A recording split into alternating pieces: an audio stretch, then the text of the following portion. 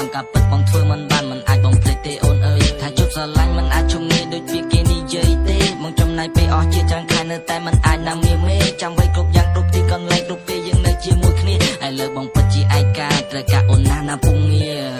បងធ្លាប់រក្សានៅពេលដែលបងកើតទុំបងជួបបារេកាសែននៅ